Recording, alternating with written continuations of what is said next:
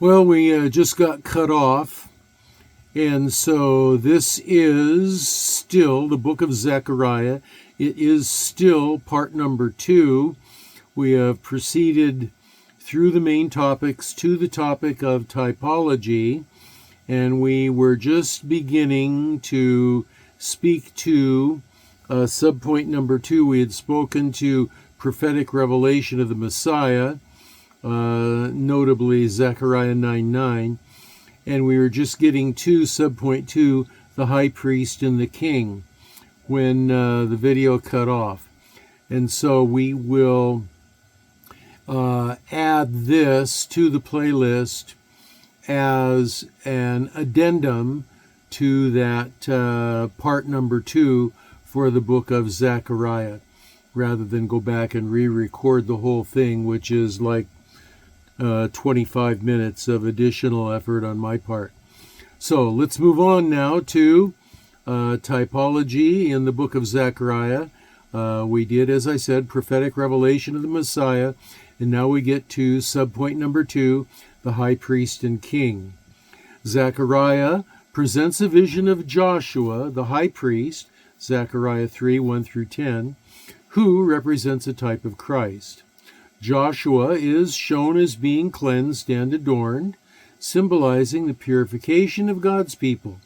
In Hebrews 4:14-16, Christ is portrayed as our high priest, who can sympathize with our weaknesses.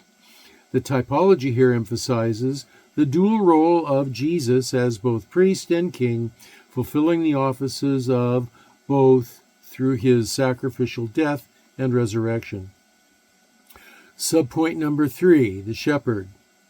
Zechariah's imagery of the shepherd in Zechariah 11, where the shepherd is both a guide and one who is rejected, can also be seen as a typology pointing to Christ. Jesus identifies himself as the good shepherd in John 10, verse 11, reinforcing the idea of sacrifice and care for the sheep. The rejection of the sheep anticipates his own rejection by Israel. Subpoint 4 is the restoration of Israel. We're talking about typology in Zechariah. And the promise of restoration found in Zechariah is another key aspect of typology. In Zechariah 12:10, the text speaks of a, quote, spirit of grace and supplication, end quote. And this being poured out, which evangelical interpreters understand to foreshadow the outpouring of the Holy Spirit in Acts 2. This signifies a new era of God's relationship with his people, realized in the new covenant through Christ. Now, there's a great deal of importance for typology in Zechariah. It is, in fact, vital for a deeper understanding of the book Zechariah and its implications for modern Christian faith. Now, the first notable topic of importance is that it's a unified narrative.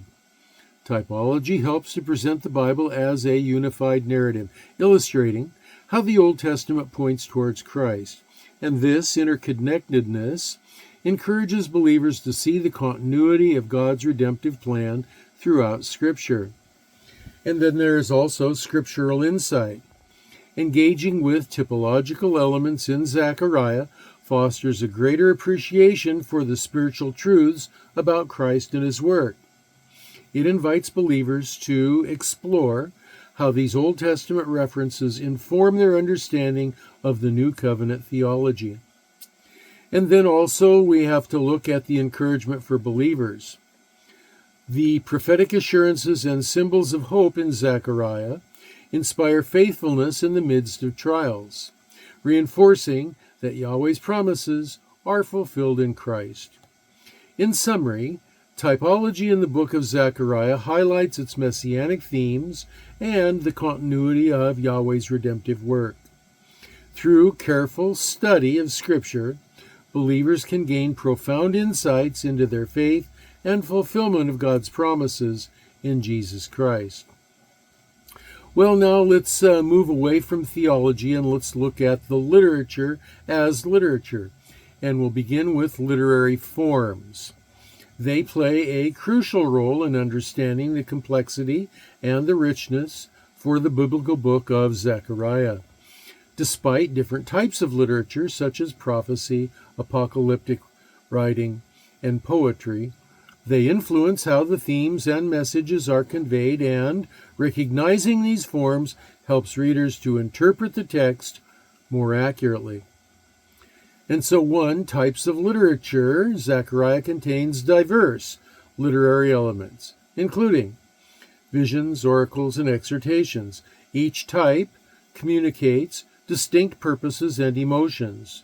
For instance, the apocalyptic visions emphasize Yahweh's ultimate sovereignty and hope for restoration, while the oracles relate to moral and social responsibilities.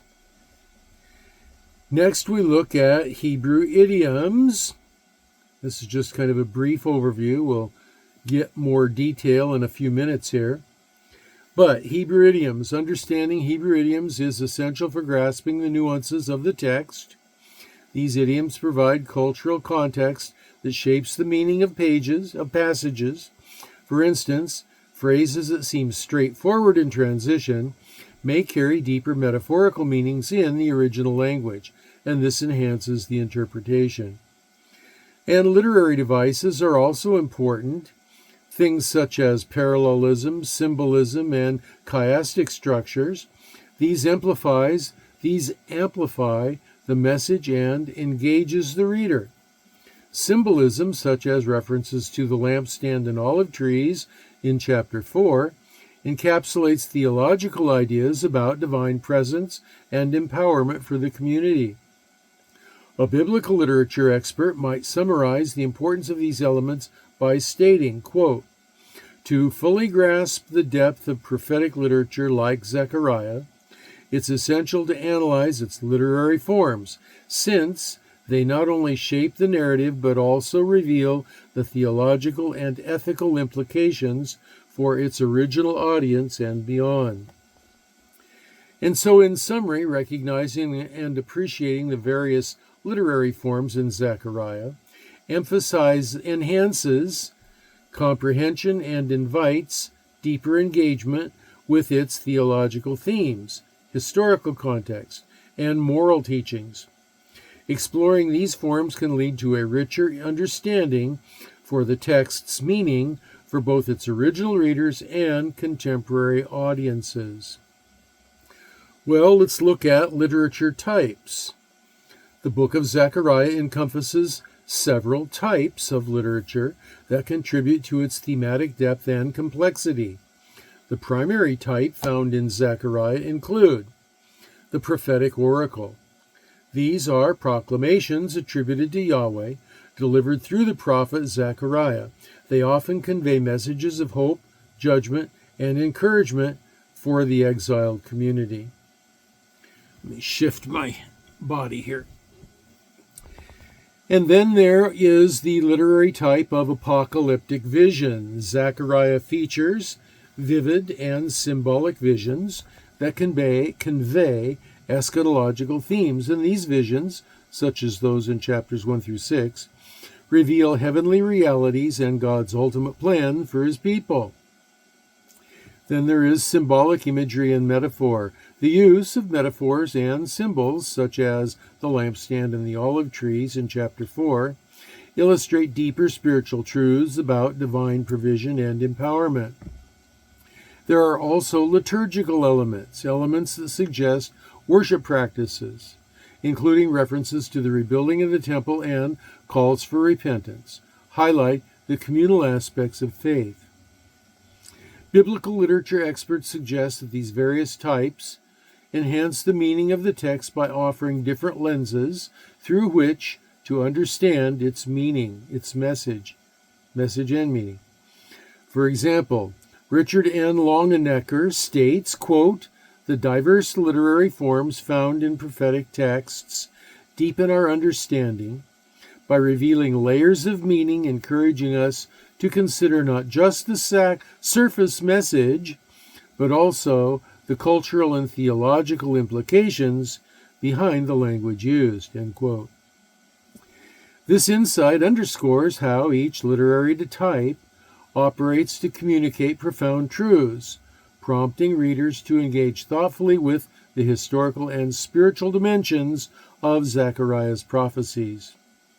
The interplay of these forms invites a deeper and richer interpretation that resonates with both the original audience and contemporary readers. So let's move on to the next literature type or literary form type, that of the Hebrew idiom. In the book of Zechariah, several Hebrew idioms can be identified that convey specific cultural meanings and enhance our understanding for the text. And some examples would include the eyes of the Lord, Zechariah 4:10. This idiom suggests Yahweh's watchfulness and omnipresence. The phrase can be translated as the eyes of the Lord range throughout the earth, emphasizing Yahweh's awareness of human affairs. The next subpoint is the branch, Zechariah 3:8. This idiom refers to a messianic figure and carries connotations of growth, renewal, and a future hope for Israel, indicating Yahweh's promise to restore his people. Subpoint number 3 is, quote, a whirlwind of the Lord, Zechariah 9:14. This phrase evokes imagery of divine intervention and judgment, often associated with the powerful, uncontrollable forces of nature, and this reflects God's authority. Subpoint number 4, in that day. This is used frequently throughout Zechariah. This idiom refers to a future time of fulfillment, emphasizing impending divine action within a specific eschatological context. One scholar who has commented on the significance of these idioms is Trimper Longman III, and he states, quote, Hebrew idioms are not mere decorative language. They encapsulate the worldview and theological understanding of the original audience. By studying these expressions, we gain insight into the cultural context of the Scriptures, enabling us to interpret their meaning more profoundly. Longman Trimper III, the Book of Zechariah. Now, this perspective highlights that Hebrew idioms are essential for comprehending the nuances of Zechariah's message and enrich the reader's understanding of the text's historical and theological dimensions. By unpacking these idiomatic expressions, we can better grasp the prophetic visions and the depth of meaning intended by the author. Well, let's move on to the next main topic, which is literary devices. The book of Zechariah employs a variety of literary devices, and a large number. And these enrich its message and enhance our understanding for its themes. Here are some key examples, and we only do about 5 of them. The first one is imagery. Zechariah is rich in visual imagery, especially in its prophetic visions, like the vision of the flying scroll in Zechariah 5:1-2, or the vision of the 4 horsemen in Zechariah 1:8. These vivid images evoke emotions and emphasize the seriousness of God's message. And literary device number 2 is symbolism. Many elements within Zechariah are symbolic. For example, the lampstand and the 2 olive trees in Zechariah 4 symbolize divine support and the leadership of Zerubbabel and Joshua, Zechariah 4:2-3. And literary device number 3, parallelism. This device is common in Hebrew poetry and can be seen in Zechariah's proclamations and prayers, where terms and ideas are repeated or contrasted to deepen meaning. For example, Zechariah 9:9-10. Also comes personification. In Zechariah, abstract concepts like nations or the land are personified, as seen in Zechariah 2:13, to convey the message of Yahweh's sovereignty over all creation and the call for the nations to recognize his authority. Subpoint 5 is acrostic. Although not a direct example in Zechariah, the literary structure and style share characteristics with acrostic poetry, which can create a sense of order and completeness. And so, a relevant scholar like Paul L. Reddit notes, quote, the literary devices employed in Zechariah not only serve as aesthetic elements, but also as vehicles for theological reflection. These forms engage readers to explore deeper meanings, prompting them to consider the implications of God's plans for restoration and hope. You can see this in Reddit Paul L., Haggai, Zechariah, and Malachi in the Old Testament library. And so then we see Reddit's insights highlight how the use of literary devices in Zechariah not only enhance the text's beauty, but also invites modern readers to delve into its profound theological implications, offering a richer understanding of God's message to his people. And so I'm your old pal Papa Dale. This is the year 2025. The lecture you just watched is, well, it was intended to be the Zechariah lecture, part 2 of 3.